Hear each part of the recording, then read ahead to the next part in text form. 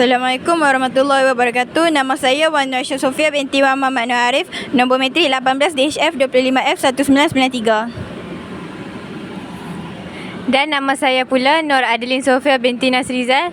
Nombor metrik 18 DHF 25F 1997. Kami akan menerangkan tentang peralatan dan seksyen yang ada di rumah sembelihan HRTC JPH PTSS. Selamat menonton. Ayam yang baru tiba akan ditempatkan di kawasan rehat untuk mengurangkan tekanan dan memastikan ayam berada dalam keadaan baik sebelum proses sembelihan.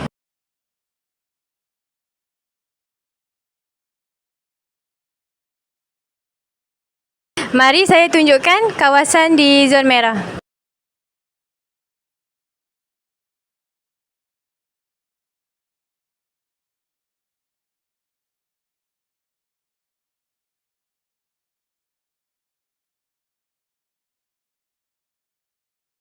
Ayo ikut bersama saya tunjukkan seluruh kawasan ini adalah zon putih.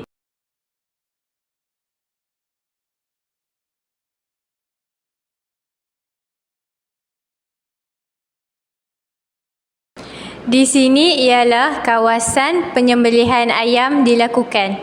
Tong ini digunakan untuk menyimpan air serta mencuci darah ayam selepas proses sembelihan.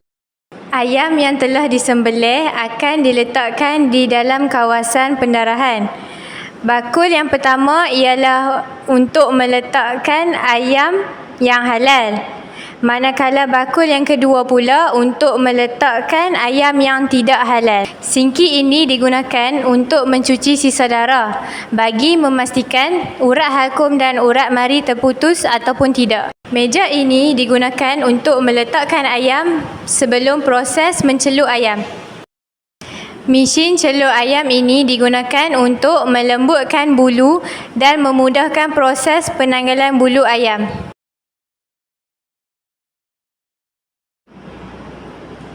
Air akan diletakkan di dalam mesin cabuk bulu ayam untuk menanggalkan bulu ayam selepas proses penceluran. Selepas selesai cabut bulu ayam, ayam akan diletakkan di atas alat penghantar ayam bergerak untuk menggerakkan ayam dari kawasan zon merah ke zon putih.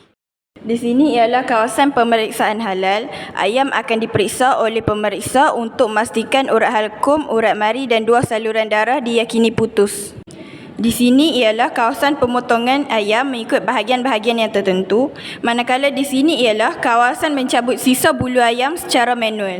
Di sini ialah di mana kawasan pembasuhan ayam dilaksanakan. Di sini ialah tempat penimbangan dan pembungkusan ayam. Ayam yang telah selesai dibungkus akan disimpan di dalam peti sejuk beku sementara sebelum dibawa ke kawasan bilik sejuk beku. Sekian saja daripada kami. Jangan lupa like, share, komen, subscribe. Bye! Nama saya Dari dan proses menembus